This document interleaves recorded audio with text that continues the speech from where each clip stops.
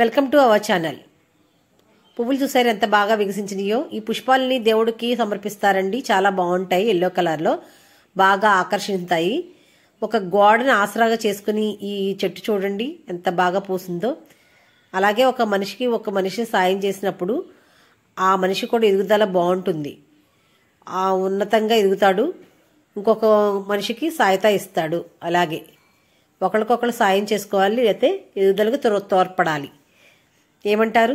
అలాగే మనకి అంగన్వాడీలు పాలు ఇస్తూ ఉంటారు కదండి, అవి 2 లీటర్లు 3 లీటర్లు ఇస్తారు. అప్పుడు ఉండిపోయినప్పుడు ఒక ప్యాకెట్ని పాలని తీసుకుని మనం ఇలాగ పన్నీర్ చేసుకుంటూ ఇంట్లోనే మన పిల్లలకి తినిపించడానికి కానీ, మనం కూర వండుకోవడానికి కానీ, ఇది రోటీలోకి కానీ అన్నిటిలోకి బాగుంటుంది కదా పన్నీరు. మీరేమంటారు? మీరు కూడా ఇలాగ ఇంట్లోనే చేస్తారా? పన్నీర్ కొనుక్కొచ్చుకుంటారా? కామెంట్ పెట్టండి. పాలని 2-3 సార్లు పొంగి వచ్చిన తర్వాత బాగా మరగనివ్వాలి. అప్పుడే దాంట్లో పచ్చివాసన అంతా పోతుంది. మనం టేస్టింగ్ సాల్ట్ ఇలాంటివి వేయకోకుండా నిమ్మకాయని మాత్రం ఉపయోగించుకొని నేచురల్గా అది పాలని ఎరగొట్టాలి, వెనిగర్ లాంటివి వేయకోకుండా. అప్పుడు ఇంకా మంచి రుచిగా ఉంటుంది. ఆ పాలులోని నిమ్మకాయ పిండేటప్పటికి కొంచెం కొంచెం ముక్కలుగా ఇరుగుతుంది. కొంచెం గట్టిపట్టి కలిపితే మరింతగా అవి పాలకి పాలు, నీళ్ళకి నీళ్ళు విడిపోయి మనకి తేటగా కనపడతాయి. ఫస్ట్ ముక్క చెక్క కింద అయినా తర్వాత పాలు కూడా నీళ్ళలాగా మారిపోతాయి. ఇలా బాగా మరిగిన తర్వాత ఇప్పుడు చూడండి, కొంచెం మీకు కొద్దిగా కనపడుతుంది కదా ముక్కలు అయిపోయిన పాలు. తర్వాత వీటిని మనం ఒక క్లాత్ తెచ్చుకొని, పొడి క్లాత్ మనం ఉతికిందో బట్ట తయారు చేసుకుని ఉంచుకోవాలి పక్కన.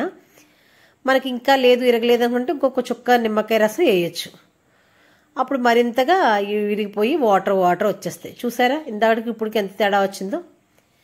మినిమం 1 స్పూన్ రసం వేయాలి దీంట్లో, నిమ్మరసం.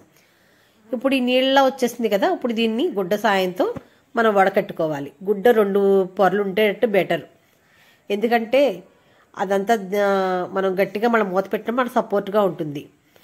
ఇలా గుంటలా చేసేసి దీని మీద మొత్తం పోసేసి పాలన్నీ ఆ నీళ్ళన్నీ కిందకి వెళ్ళిపోయిన తర్వాత ఈ ముక్కలు అయిపోయిన దాన్ని సమానంగా 4 పలకలుగా ఒక ప్లేట్లో కానీ దేంట్లో తీసుకుని దానిపైన వెయిట్ పెట్టాలి.